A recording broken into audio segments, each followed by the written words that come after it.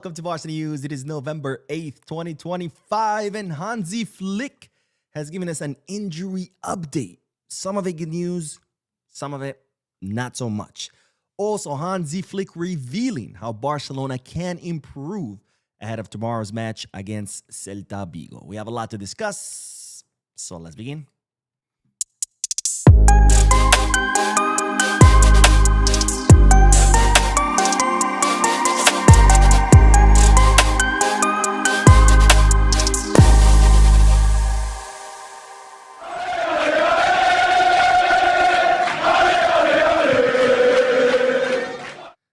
Hello everyone, welcome to the channel. My name is Bo, and today we're gonna be talking about tomorrow's match against Celta Vigo, because tomorrow we have a difficult match. It's the final match before the third, yes, you heard that right, the third FIFA international break. We had one in September, we had one in October, and of course, why not throw in another one in November? Because after all, these players are robots, right? They can't get injured, they can play forever.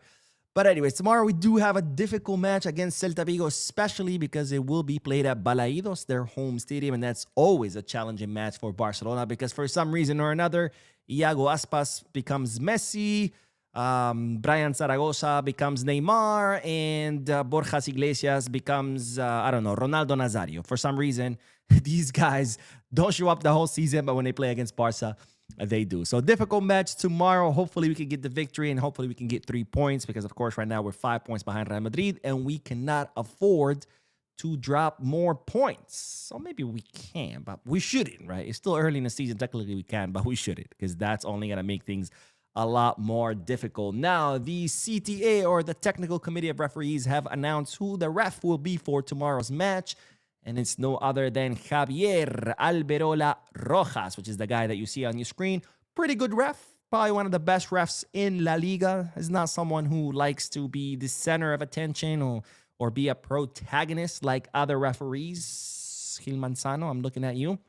So pretty good ref for tomorrow. He's actually refed Barcelona 10 times previously. 7 victories, 2 draws, and 1 loss for Barcelona, but I don't actually believe that those numbers have anything to do with it, but nonetheless, that's the numbers that come attached to this referee. Now, Hansi Flick did, of course, participate in a pre-match press conference, and he gave us some updates, starting with Jules Kounde, because, as you know, yesterday the team did train at the Spotify Camp Nou for the first time in 900 days, and Jules Kounde was not present. He did not train yesterday at the Camp Nou. Today, he didn't complete his training. He did train today, but he did not complete his training. And this, of course, has raised alarm bells. Like, hey, what's going on with Kounde? Is he injured? Is he not? And Hansi Flick, of course, was asked about this, and he did respond during a pre-match press conference on what's going on with Jules Kounde, why he has not trained. He said, Eric can play. He's fine. With a mask, though. Jules, he hasn't finished training, and I have doubts he'll make the squad. I don't think he'll be ready, but we have another day. We'll wait and see. So Jules Kounde, ladies and gentlemen, did not finish the training today. Did not train at all yesterday. And it doesn't look like he will be making it. Now, Hansi Flick said, we're going to see. We have another day. But I doubt it, because even if he is fit by tomorrow, the fact that he didn't train yesterday and the fact that he didn't complete the training today, most likely he will not play tomorrow. We don't even know if he's going to be included in the squad, let alone play. So we'll see, of course, who Hansi Flick will put in his place. My guess will be Eric Garcia, even though we were expecting that Eric might rest because he does have a fractured nose. We saw him training with that mask. So most likely we'll see Eric Garcia as a right back and maybe Pau Cubarsí and Ronald Araujo as our 2 center backs, since Kounde appears to be injured. And maybe this is a good thing. Maybe this is a blessing in disguise. Maybe this is what Kounde needs, get some rest. And maybe this injury will prevent him being called up to the French national team during a FIFA international break. And hopefully with the rest, he can improve, because his performances have been absolutely abysmal. Now, the next player that Hansi Flick was asked about was, of course, Joan Garcia, because yesterday he was seen training with the group for the first time at the Camp Nou. Well, not at the Camp Nou, training with the group for the first time, period. And it happened to be at the Camp Nou. Today, finished another group training. And as you know, when you start doing group trainings, that means that, well, that's it. You're done, right? You're done recovering. So, of course, Hansi Flick was asked whether Joan Garcia will play in tomorrow's match. And this is what the German coach had to say, we are very happy with his progress, with how he is, and with his level. We will wait until after the break, and after the break, he will be back. So Barcelona deciding not to play Joan Garcia tomorrow. Of course, I told you that initially they were expecting Joan Garcia to be fit for this weekend, Celta Vigo's match, but there was the option of just not playing him at all for two reasons. First of all, what's the point, right? What's the point of bringing him back just to play one match and then there's a FIFA international break for 2 weeks? Might as well just have him continue recovering or continue resting and then bring him back after the break. And the second point, of course, by doing this, you can avoid him being called up to the Spanish national team, even though he hasn't been called up so far. But of course, there's a difference when you're Espanyol's goalkeeper versus Barca's goalkeeper, right? Most likely, Joan Garcia will start getting call-ups in the future. But why run the risk that that future starts this break?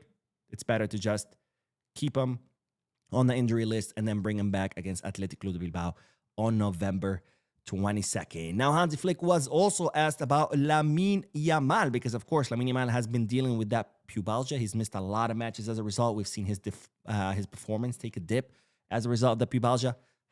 Thankfully, he did really well against Club Brugge. Otherwise, who knows what that score would have been. And Lamine Yamal has been so far warming up on his own. He has not been warming up with the team. He has special warm-ups, special exercises designed for him because pubalgia is not really an injury. It's a condition. It's something that just doesn't go away. It's something that you just deal with. You learn how to deal with it with certain exercises, stretching, pain medication, etc., etc.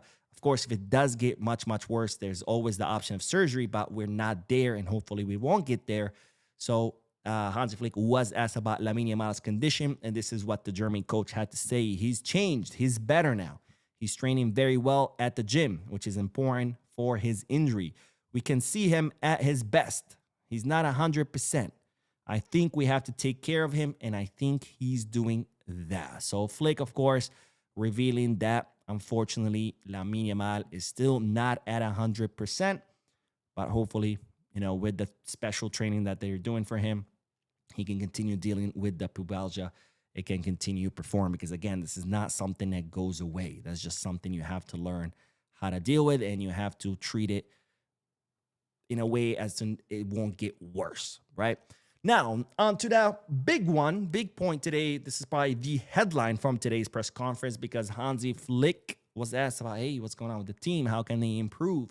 And Hansi Flick sent a message to his players on how they can improve after so many bad performances back-to-back. And this is what the German coach had to say. We saw it in the match against Brugge, that our line is sometimes too deep. The forwards are further away than they should be. We have to be more connected with and without the ball. This is what we lack. We talked about it, and I hope we do much better tomorrow. So Flick saying that the problem is right now that the line is too deep. And no, he's not talking about the defensive line. He's talking about the forwards. They're too far away from our backline. As a result, that creates a lot of space for the opposing team to maneuver, to build plays, to get passes out. And this is something that I've been stressing time and time again, but people don't want to listen. They're just like, well, it's just the highlight. It's the highlight. No, it's not the highlight. It's the fact that the team is not pressing, that there's this connection between the lines because it all starts up top. If the forwards do not press when they lose the ball, that allows the defensive line of the opposing team to start the buildup and get the ball to their midfield. And then if our midfield doesn't press their midfield, that allows their midfield to continue the buildup and get the ball to the back of our defensive line. And that's when we get caught with our pants down. So it all starts at the top. That has been the problem since day one. Our forwards are not pressing. And when they do it late, or they do it in a disorganized way where one guy goes to press and the other one forgets, or maybe he does, but then reacts a second or 2 seconds too late.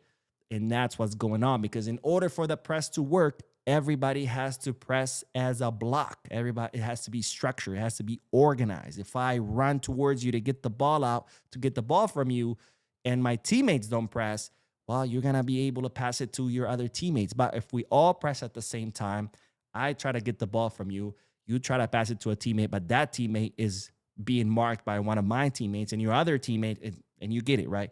Then you are in trouble because I'm pressing you, so you have nowhere to go. But then all your teammates are marked by my teammates, so you have no one to pass it to. Then that's how you force a mistake. That's how you get the ball back.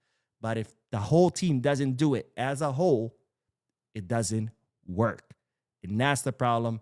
It has been with the press, and it starts all the way at the top because we've seen Rashford cannot bother to track back to press. Lamine Yamal doesn't really press that much. And then Ferran Torres also, like, bro, the whole advantage of having you over Lewy is that you were mobile. What happened to that? Did you forget how to, I guess because you're out of the water, you're a shark, it doesn't work on land? I don't know. But Hansi Flick sending a message to his players that, hey, you guys need to press. And what I do like is that Flick says that they have talked about it, and he hopes that they do better. So hopefully talking about it and, reflecting on it, hopefully I'll get the message across, and we'll see the team improve and apply and execute the system correctly, because no system works if you don't execute it correctly, regardless of what that system is.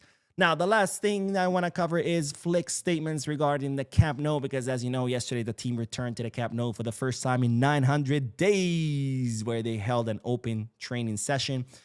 And there's a picture, of course. And this is what the German coach had to say. The first impression has been fantastic, incredible. You can feel the history the stadium holds. When we stepped onto the pitch and saw the fans and the stadium, it was breathtaking. The way the stadium has been built is incredible. It's the most important thing for the future of this club, and they've done a great job. And yes, I agree. They have done a great job. Of course, we still have a long way to completing the stadium, but it was really beautiful, very, very exciting and sentimental to see the players back in our historic stadium, a stadium that has seen so much greatness from the likes of Messi, Xavi, Iniesta, Rivaldo, Kounde, Stoichkov, you name it. Cruyff, right? And now that I think about it, Flick has actually never played there as a Barca coach. He's played there as, well, not played there, but he hasn't coached at the Camp Nou. Now that I think about it, that's absolutely crazy. But anyways, very happy that the team are back. Flick is too, and I cannot wait until we start holding official matches there. That is all for this video. We'll be uploading another, well, this is technically a live video, but that's because I'm kind of short on time. I have to go pick up my dog, so I couldn't film, edit, and post. But I will be posting a video after this one. There is news, but that's going to come later tonight. Thank you guys for tuning in. Don't forget to hit the like button, subscribe to the channel, drop a comment, and as always, Visca Barça.